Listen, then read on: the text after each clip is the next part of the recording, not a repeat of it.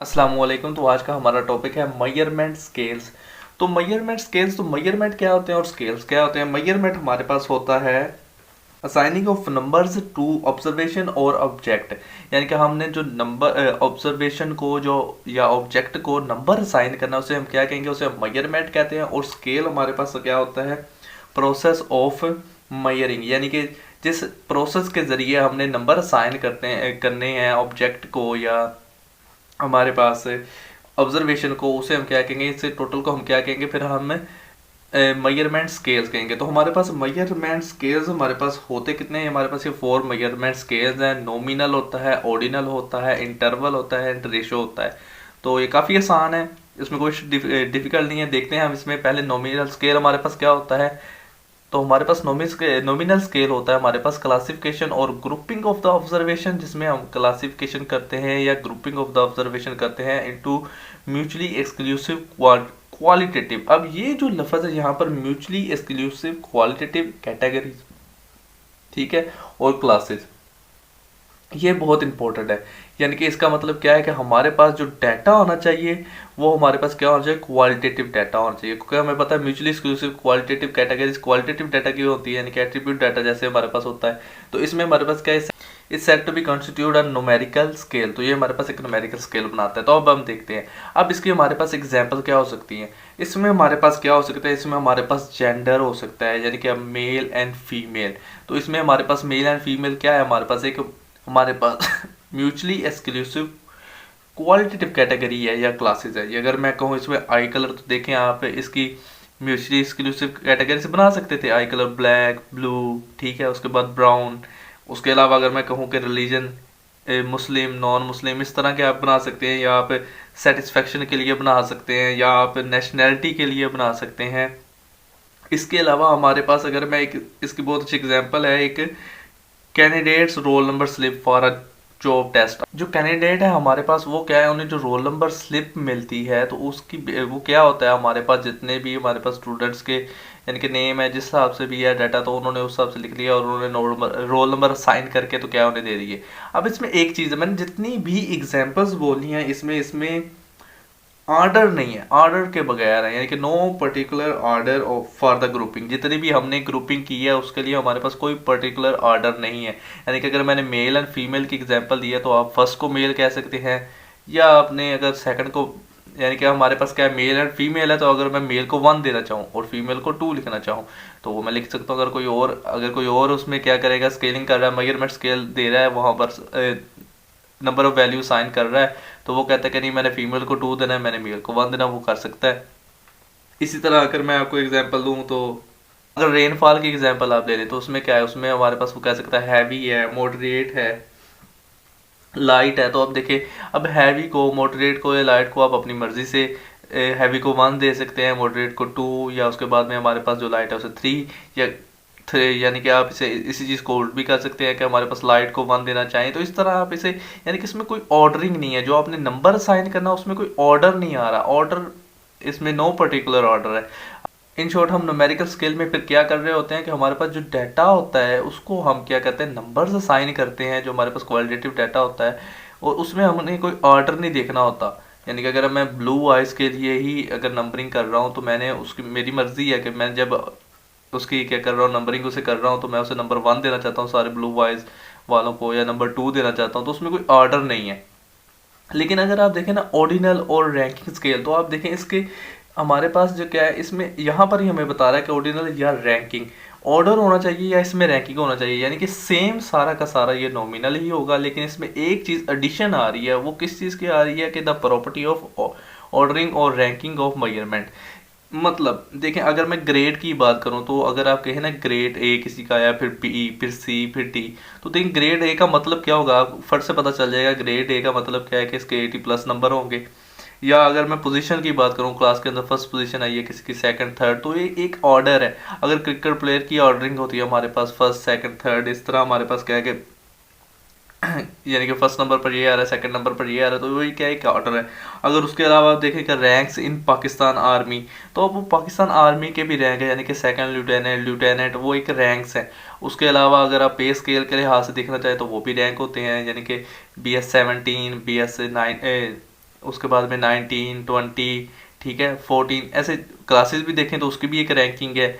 हमारे पास 6, 7, 8 एक रैंक है, आपको पता चल जाता है देखते सार कि ये वाली चीज़ जो है वो दूसरे से बेटर होगी, कम होगी। अगर इसी लिहाज से मैं आपको रेटिंग दूँ कि एक ऐप है तो उसकी आप रेटिंग देते हैं तो देखिए 5 स्टार, 4 स्टार, 3 स्टार, 2 स्टार, तो 5 स्टार वाले को आपको पता चल जाएगा कि उसे आपने एक रेटिंग दी हुई है, रैंकिंग है उसकी हो रही, ठीक है। एक मूवी के लिहाज से भी आपकी रैंकिंग हो सकती है।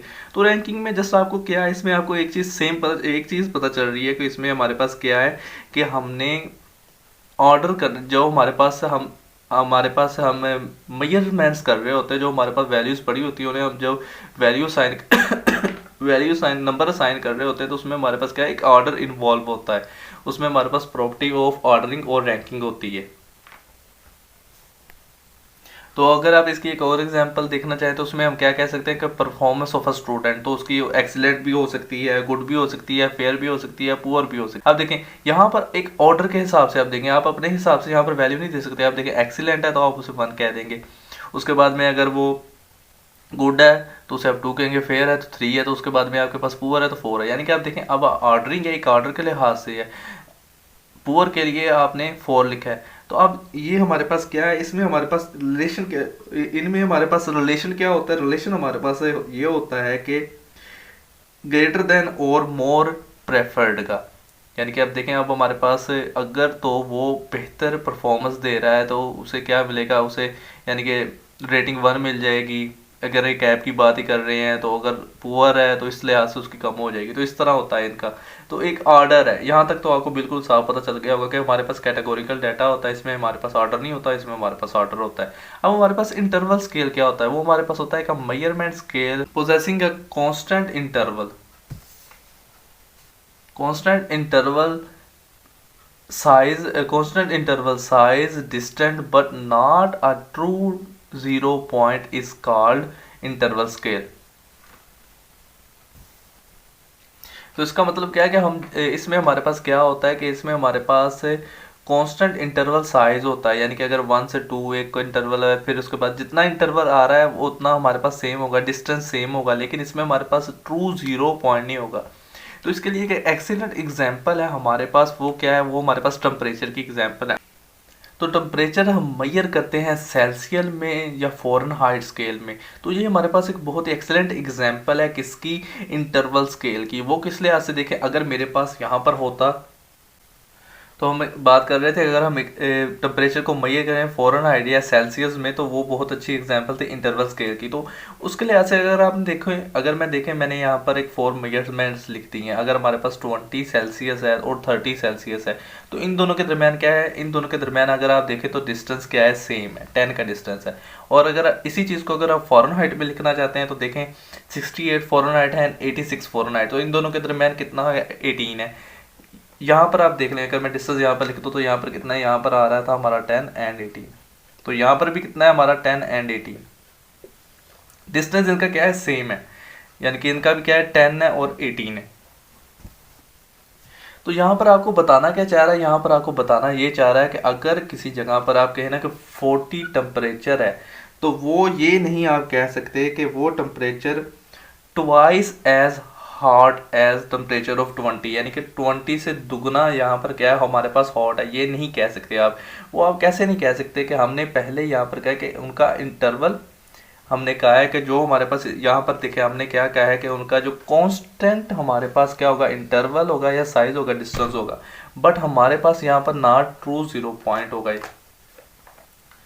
तो अगर मैं 40 डिवाइडेड बाई 20 करूँ तो रेशो हमारे पास आएगी, तो रेशो वो नहीं कह सकते, इसमें हमारे पास रेशो मीनिंगफुल नहीं है। आप इसमें अर्थमेटिक ऑपरेशन कर सकते हैं, प्लस माइनस, उसके बाद में आप इसमें मल्टीप्लिकेशन डिवीजन कर सकते हैं, तो वो हमारे पास क्या मीनिंगफुल होंगे, लेकिन रेशो मीनिंगफुल नहीं है। और ये जो मैंने अभी लफ्ज़ कहा था कि नॉट अ ट्रू 0 पॉइंट, तो इसके कहने का क्या मतलब था, देखिए हमारे पास अगर एक ट्रू 0 पॉइंट होता, एक हमारे पास ओरिजिन होता, तो फिर तो हम कंपैरिजन कर सकते थे। ओरिजिन का मतलब क्या है कि हमारे पास सेंटर वैल्यू होती, तो फिर तो आप कहते हैं सेंटर से जितना इधर ये है, सेंटर से इतना उधर वो है, तो उतना उसके दरमियान, यानी कि सेंटर वैल्यू अगर 0 होती, अगर तो सेंटर वैल्यू 0 होती तो फिर उसका कोई मीनिंग होना था, उसका मीनिंग ये होना था ना कि सेंटर में ज़ीरो है तो उससे यानी कि जितनी चीज़ आगे जा रही है तो उसमें यानी कितना इजाफा आ रहा है इसमें। अगर यहाँ पर देखें, यहाँ पर ज़ीरो एक उसका कुछ मतलब है। ज़ीरो का मतलब ये नहीं होता कि ज़ीरो का मतलब क्या है, ज़ीरो टेम्परेचर मतलब ना वो सर्दी है ना वो गर्मी है, तो ज़ीरो का मतलब क्या है वहाँ पर, ज़ीरो का मतलब ये हो रहा था कि वहाँ पर सर्दी है, ऐसे ही है।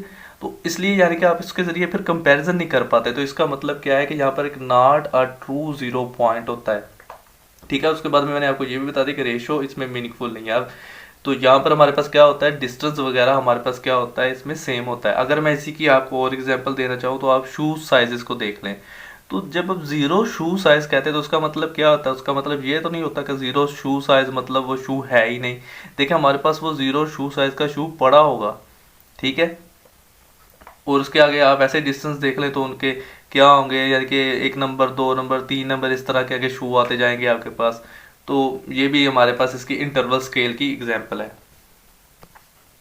तो अब हमारे पास रह गया रेशियो स्केल। तो रेशियो स्केल हमारे पास क्या होता है, special kind of an interval scale. Interval scale की ही स्पेशल काइंड है, लेकिन इसमें हमारे पास क्या है कि where the scale of measurement has a true zero point. तो इसमें हमारे पास क्या है, एक ट्रू ज़ीरो पॉइंट होता है एज इस ओरिजिन, यानी कि ओरिजिन के तौर पर वो होता है। तो ये हमारे पास क्या हो रहा होता है, देखिए हमारे पास इसमें हमें इसे यूज़ किस लिए कर रहे होते हैं, इसे हमें एज के लिए, वेट के लिए, हाइट के लिए, टाइम के लिए, सैलरी के लिए, उसके अलावा हम वॉल्यूम के लिए, लेंथ के लिए, डिस्टेंस के लिए, मनी के लिए हम इसे क्या कर रहे होते हैं, यूज़ कर रहे होते हैं। अब ये मैंने जितनी भी एग्जांपल बोली है इसमें अगर आप जब लफ्ज़ ज़ीरो कहेंगे तो वो उसका क्या होगा, ओरिजिन। ओरिजिन का मतलब क्या, वो ज़ीरो जब ज़ीरो है, अगर आप एज ज़ीरो कहेंगे तो उसका मतलब कुछ नहीं है, अगर आप कहेंगे वेट जीरो तो उसका मतलब कुछ नहीं है, वो एक जीरो पॉइंट है। और यहाँ पर ये मीनिंगफुल, यहाँ पर आगे जाके वो आपको यही बताएगा कि जीरो पॉइंट मीनिंगफुल है। तो उसका मीनिंगफुल होने का मतलब क्या है कि वो एक ओरिजिन के तौर के ऊपर काम कर रहा है। इसका मतलब ये नहीं आपको वो बता रहा है कि मीनिंगफुल का मतलब कि टाइम जीरो मतलब कि उसका कुछ मतलब है। इसका मतलब ये कि वो एक ओरिजिन के तौर पर वहाँ पर काम कर रहा है, कि उसके लिहाज से आप कंपैरिजन कर, यानी कि आपके पास आप उसे इंटरवल स्केल्स के लिहाज से देखें तो वो डिफरेंट आपको कर रहा है। कि जहाँ पर ज़ीरो, वहाँ पर क्या होता था, ज़ीरो की वजह से आप कंपैरिजन नहीं कर पाते थे, जिसकी वजह से मैंने आपको टेम्परेचर की एग्जांपल दी। तो उसमें हमने कहा था कि हम ये नहीं कह सकते थे कि अगर किसी जगह पर 40 टेम्परेचर है तो किसी जगह पर 20 है, तो आप ये नहीं कह सकते कि 40 वाला ट्वाइस एज हार्ड है 20 से। इस तरह हमारे पास इसमें होता है। अब जीरो ओरिजिन है, यानी कि जीरो के तौर पर आप देखें, ओरिजिन लिख रहे हैं ना, तो यहाँ पर आपका आगे यानी कि देखें ओरिजिन और आगे आपको जा रहे हैं आप, यानी कि यहाँ पर क्या एज उसकी 1 हो गई, 1 साल, 2 साल, 3 साल, 4 साल, 5 साल। अब देखें हमारे पास क्या है, डिस्टेंस हमारे पास क्या है, यहाँ पर देखें इंटरवल, यानी कि हमने कहा ना इसकी स्पेशल काइंड है। तो हमारे पास क्या है, डिस्टेंस हमारे पास क्या रह रहा होता है, कांस्टेंट रह रहा होता है। लेकिन जीरो एज अ ओरिजिन के तौर पर यूज हो रहा होता है, लेकिन पीछे हमारे पास ओरिजिन नहीं था क्योंकि जीरो का कुछ मतलब था। अब हमारे पास आपको इसकी भी समझ आ गई होगी, इसकी एग्जांपल्स हमने आपको बता दी, मैंने बता दी हैं आपको कि इसमें एज, वेट, हाइट, सैलरी इस तरह की चीज़ होती हैं। तो इसको अगर आपने इतना डीपली नहीं ना समझना, एक बस पॉइंट समझना कि इन दोनों में फ़र्क क्या होता है, मेन पॉइंट, तो वो आप ये याद रख लें कि इसमें जो ज़ीरो होता है उसका कुछ मतलब होगा, इसमें जो ज़ीरो होगा उसका कुछ मतलब नहीं होगा। यानी कि वो आपको कुछ चीज़ नहीं बता रहा होगा, यानी कि ज़ीरो एज उसका मतलब कुछ नहीं है। लेकिन इसमें अगर आपको कहा जाए ना ज़ीरो शू साइज, जैसे मैंने आपको बताया, या ज़ीरो टेम्परेचर, तो उसका कुछ मीनिंग है। तो आज का हमारा टॉपिक इतना ही था, आज के लिए इतना ही। अल्लाह हाफिज़।